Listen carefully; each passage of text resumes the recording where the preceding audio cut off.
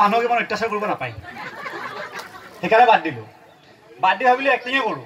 কিন্তু আজি আহি পোৱাৰ পিছত ডিম্পলৰ ইমান দুখ জীৱনত, মানে মই প্ৰথমতে ভাবিছিলোঁ তাৰ কপালখন ফুটা কপাল, কিন্তু এতিয়া গম পাইছোঁ নহয়, সেইখন চালনি, তাৰ জেগাই নাই। গতিকে যদি তাৰ ভালৰ কাৰণে কিবা এটা কৰিব পাৰোঁ, কিবা এটা কথা ক'লে তাৰ উপকাৰ হয়, তেনেহ'লে কোৱা উচিত। সেইকাৰণে মই মোৰ প্ৰগ্ৰামটো কেঞ্চেল কৰি, ত্যাগ চাবি দেই, মই মোৰ প্ৰগ্ৰামটো কেঞ্চেল কৰি এটা কাহিনী কম হ'ল। তাৰে পদে পদে বিশেষকৈ সকলো বৰলা সমাজৰ কাৰণেই বাৰু, তথাপিও বিশেষকৈ ডিম্পলৰ কাৰণে কেইটামান শিকিবলগীয়া কথা থাকিব, সেইখিনি মই অনুকিয়াই দি গৈ থাকিম। চ' এই ত্যাগটো যাতে মনত ৰাখা যে মই মোৰ অনুষ্ঠান বাদ দি সেইখিনি সময়ত তোমাৰ কাৰণে কাহিনী ক'ব ওলাইছোঁ। এই কাহিনীটো তেতিয়া যেতিয়া মই গুৱাহাটী বিশ্ববিদ্যালয়ত পঢ়ি আছিলোঁ, পঢ়ি থাকোঁতে তাতেও মই খুব এক্টিং কৰোঁ। এক্টিং কৰাৰ প্ৰথম কথা কি, মই এক্টিং কৰি ভাল পাওঁ। দ্বিতীয় কথা, এক্টিং চেক্টিং কৰিলে অকণমান মানে নকওঁ দিয়ক সেইটো কথা নকওঁ। তো এক্টিং সাহিত্য উৎসৱ আছিল চাগে, মই এক্টিং কৰি তললৈ নামি আহিলোঁ, আহি বহিলোঁ। কাষত এগৰাকী ধুনীয়া নাৰী, তেওঁ মোক ক'লে, দাদা খুব ধুনীয়া লাগিলে আপোনাৰ অভিনয় দেখি। মই ঘূৰি চালোঁ, মানে মনে মনে ভাবিছোঁ তোমাক দেখি তাতকৈও বেছি ভাল লাগিল। কিন্তু ডিম্পল, এনেকুৱা ধৰণৰ কথাবিলাক মনতে থাকিব দিবা, কৈ নিদিবা, বুজি পাইছাতো? সঠিক সময়লৈ ৰাখি থৈ দিবা, নহ'লে তুমি অভদ্ৰ বুলি ক'ব তোমাক। কথাটো মনতে ৰাখি থৈ, এতিয়া ভাবি আছোঁ কথা কওঁ কি বুলি, কিবা এটাতো ক'ব লাগিল। তো ধন্যবাদ দি দেখিলোঁ হাতত পানীৰ বটল এটা আছে। মই বোলো শুনাচোন, পানী অলপ পাম নেকি? এতিয়া পানীখিনি খাওঁতে মই কমচে কম 30 ছেকেণ্ড সময় এটা পালোঁ ভাবিবলৈ যে মই নেক্সট কি কথা কওঁ এতিয়া। তো ভাবি দেখিলোঁ ধুনীয়াকৈ হাতত গামখাৰু কিবা কিবি যিবিলাক বিহু নাছিলে সাধাৰণতে যিবোৰ পিন্ধে, সেয়া পিন্ধি বহি আছে। মই সুধিলোঁ তুমি নাচিবা? তাই কি মৰমত কৈছে, নাই, এই গামখাৰু কেইযোৰে বাকচত সোমাই সোমাই বৰ হৈ আছিল, অলপ ফুৰাবলৈ লৈ আহিছোঁ। মই বোলো এইজনী পাৰফেক্ট, কিন্তু মই কৈ দিয়া নাই কিয়, ডিম্পল সঠিক সময় অহা নাই।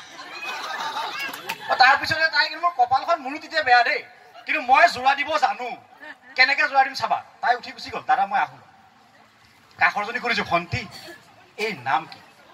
চাবা দেই, এই ভণ্টি বুলি কৈছোঁ, তাতে কিন্তু ভুলত মই ভণ্টি শব্দটো সোমোৱা নাই। শিক্ষা নম্বৰ 2, ভণ্টি বা বাইদেউ পুতুককৈ ব্যৱহাৰ কৰি নেপেলাবা, সময়টো আহিব দিয়া। তাৰপিছত তেওঁ ক'লে অমুকটো নামটো এতিয়া কৈ দিওঁ, কাৰণ তাই গম পালে ক'ব, মোৰ কথা কৈ কৈ সি এতিয়া পাত্তা লৈ আছে, ক'বতো। গতিকে এতিয়া তাই নামটো নকওঁ। গৈ এতিয়া আগতে দেউতাহঁতে কেনেকৈ এপ্ৰ'চ কৰিছে নাজানো, আমাৰ কাৰণে এটা সুবিধা ভাল, ফেচবুকটো আছে। নামটো লৈ গৈ ফেচবুকত চাৰ্চ কৰিলোঁ, ৰিকুৱেষ্ট একচেপ্ট কৰিলে, কিন্তু ইনবক্সত মেছেজ দিয়া নাই। শিক্ষা নম্বৰ 3, পুতুককৈ ইনবক্সত মেছেজ নকৰিবা। পাগুলি পাগুলি এটা কবিতা লিখি উলিয়াই পোষ্ট কৰি দিলোঁ। তাইও গম পাইছে কবিতাটো তাইৰ কাৰণে লিখিছোঁ বুলি, কাৰণ আজিৰ কথাখিনিয়ে আছে। ইনবক্সত মেছেজ আহিছে, আপুনি বৰ ভাল, ভালটো লাগিবই, তোমালৈ লিখিছোঁ, কিন্তু তুমি কৈ দিব নোৱাৰা। শিক্ষা নম্বৰ 4। এইখিনিতে অকণমান এইটো কাহিনী পোষ্ট দিওঁ। ফেচবুক বুলি কওঁতে বহুতকেইটা কথা মনত আহি গ'ল, মানে খুব ভাল লাগে ফেচবুকটো এইকাৰণে যে ফেচবুকে এতিয়া ফটাফলৰ নিচিনা ইমান ধুনীয়া প্লেটফৰ্ম এটা আমাক দিছে ন, বা গোটেইখিনি একদম নিজৰ পৰিয়ালৰ নিচিনা মানুহখিনি। মই মানে ভাল পাওঁ ফেচবুক। তো বহুতে কয় সময়ৰ অপচয়, কিবা অপচয়, কেতিয়াবা কয় তই কিয় ইমান কৰ, মই কওঁ মা লাইফ মা ৰুলছ। তাৰ মাজতে কিছুমান কথা হয়, যেনে এটা মনত পৰিছে, মই তেতিয়া দিল্লীত আছিলোঁ দেই, Indira Gandhi National Centre of আৰ্টছত এজনী ছোৱালীয়ে কৈছে, আৰে পাৰ্থদা চিনি পাইছে? নাই পোৱা। মই অমুক, নামটো নকওঁ, নামটো কোৱাটো বেয়া কথা, মই অমুক। মই বোলো আচ্ছা, ফেচবুকত বহুত বগা আছিলে। তাৰপিছত মই প্ৰফাইলটো অকণমান ষ্টক কৰি চালোঁ, 3-4টা পোষ্টৰ তলতে ওলাই গ'ল, ষ্টপ ৰেচিজিম। প্ৰথমতে তুমি নিজে হৈ ওলাই আহা ন, তুমি নিজৰ কলামুখখন দেখুৱাবলৈ লাজ পাই আছা, তাৰপিছত কৈছা ষ্টপ ৰেচিজিম। যি নহওক গ'ল। ফেচবুকৰ আৰু কিছুমান ভাল কথা আছে, যেনে আমাৰ আগতে খুৰী এগৰাকী আছিলে, আমি যেতিয়া সৰুতে মানে মই বৰ খটাহো নাছিলোঁ, জাষ্ট দুষ্ট আছিলোঁ। তো আমি আৰু কেইজনমান মিলি খুৰীহঁতৰ ঘৰত মানে আম পকি আছিলে খুব, তো আম খাবলৈ যাম আৰু আমি যাই খুৰীক উইথ ডিউ পাৰ্মিশ্যন ক'লোঁ, খুৰী আম কেইটামান খাওঁ। নহয় নোৱাৰো খাব তহঁতে, অমুক তমুক ভোগ, একদম পুৰা ফায়াৰ মানুহ। তাৰপিছতে আমি খাম বুলি ভাবিছোঁ, গতিকেতো খামেই। ঠিক আছে, আপোনাৰ গালি পৰা কাম আপুনি পাৰিলে, ইয়াৰ পিছত আমি চুৰ কৰি খাম, এতিয়া খোৱাটোতো খামেই। তো গৈ চুৰ তুৰ কৰি আমি খালোঁ। খোৱাৰ পিছত আমাক যিসোপা শুনালে মানে মুখটো শুনালেই আমাৰ লগৰ গোটেইকেইটাৰে মানে 14 গোষ্ঠীক এৰি দিয়া নাই মানে চব চোৰৰ বংশ এতিয়া মোৰ ভাল কেতিয়া লাগিলে মানুহজনী ফেচবুকত সোমাইছে অলপতে এটা পোষ্ট কৰিছে মানে শিশুসকলৰ কাৰণে আমি চিন্তা কৰা উচিত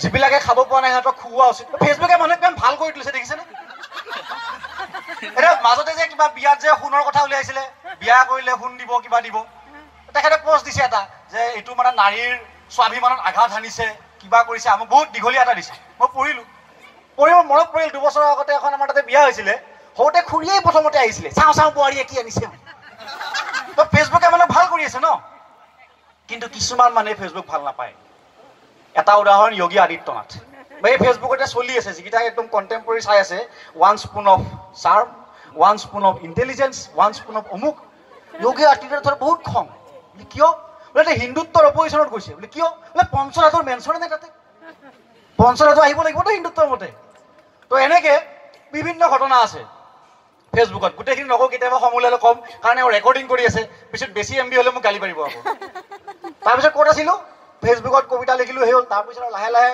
বেছি কথা নাপাতো ধৰা 2-3 মিনিটৰ মূৰে মূৰে মেছেজ দিওঁ আৰু বেছি এনেকৈ কথা পতা নহয় তাৰপিছত এনেকৈ চাবাৰে আগ কেনেকৈ বাঢ়িব লাগিব তাইৰ তেতিয়া 5 বজাত সংগীতৰ ক্লাছ থাকে আৰু মই তেতিয়া টিউশ্যন কৰোঁ কামাখ্যা গেটৰ ফালে আৰু দুটাই গধূলি প্ৰায় 7:30মান বজাত মানে জালুকবাৰী পাওঁ তাৰপিছত আৰু এইখিনি নৰ্মেলি কি হয় বাছখন নাৰেংগী বাছ কেতিয়া যিখিনি ইউনিভাৰ্চিটিৰ ফালে থাকে গম পাব কেতিয়াবা গধূলিৰ বাছ থাকে কেতিয়াবা জালুকবাৰীত ৰখাই দিয়ে তো সেনেকুৱা হয় তো একদিন তাই জালুকবাৰীত নামি মোক ফোন কৰিছে বোলে পাৰ্থদা এনেকৈ তেনেকৈ মই আহিছিলোঁ এতিয়া অলপ দেৰি হ'ল হা ফেচবুকত 2 মিনিটে কথা পাতি থকাৰ পিছতো যদি নাম্বাৰ ল'ব পৰা নাই তেতিয়াহ'লে এইখন ডিম্পলৰ কপাল মোৰ নহয়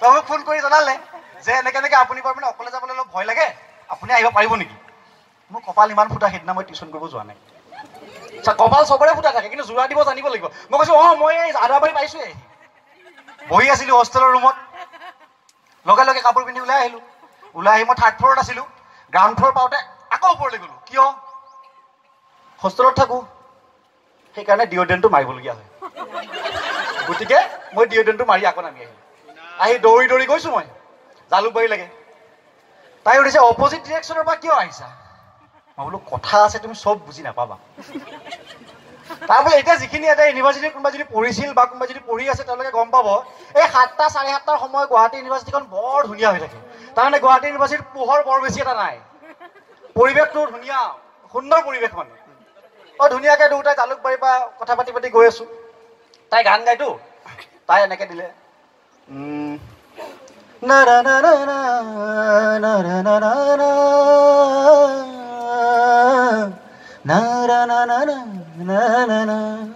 বহুতে এইটো কি গান গম নাপায় ময়ো গম পোৱা নাছিলোঁ কাৰণ আমি হোষ্টেলত থাকোঁ তেতিয়া আমাৰ গধূলি এটা গান 4 বটল ভোটকা কাম মেৰা ৰুচকা ৰাতি এটা গান বনাও বনাও বনাও বনাও বনাও বনাও বনাও ৰাইট নাও গতিকে এইবিলাক নাজানো কি চলি আছে কিন্তু তুমি সেনেকৈ ক'ব নোৱাৰা যে 4 বটল ভোটকা মোৰ ফেভৰেট গান সেনেকৈ হৈ যাব শিক্ষা নম্বৰ 5 মিছা কথা মই ক'বলৈ কোৱা নাই কিন্তু যি মিছাই সমাজৰ ভাল কৰে তেনে মিছা ক'ব পাৰি অস্ত্ৰথামা হতহিতি গজ সেইকাৰণে মই ক'লোঁ এই যে গানটো নহয় মোৰ ফেভৰেট হয় কেতিয়াও মই শুনা নাই গানটো তাই ক'লে আচ্ছা আপুনি ভাল পায় বহুত ভাল পাওঁ কিন্তু তুমি যে হামিংটো কৰিছা ন তাৰ সলনি যদি লিৰিক্সটো গাই দিলা হয় ন মই লিৰিক্সটো বহুত ভাল পাওঁ তেতিয়া তাই গাইছে কিসকা চেহেৰা अब मैं देखूं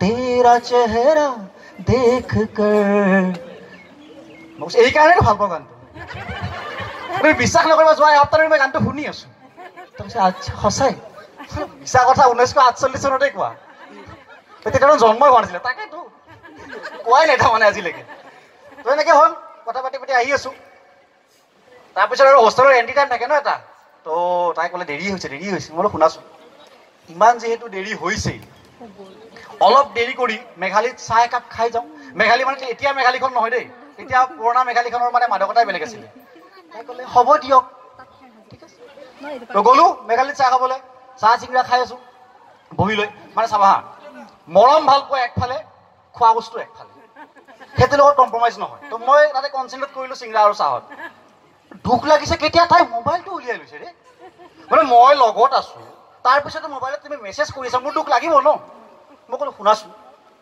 এইটো বৰ ভাল তোমাৰ বিহেভিয়াৰ নহয় মোবাইলটো এনেকৈ উলিয়াব নালাগে তাই কৈছে আপোনাক এটা মেছেজ দিছোঁ চাওকচোন বুলি মই চালোঁ মেছেজটো তাত লিখা আছে জয় গুৰু শংকৰ তল ফালে মন কৰ পোষ্ট অফিচ খোলা আছে ভালে ভালে বন্ধ কৰ ভুল মোৰ নাই দৌৰা দৌৰি বহুতটো RCC তোৰ পৰা জালুকবাৰীলৈকে খোজকাঢ়ি 5 মিনিটত অহাটো অসম্ভৱ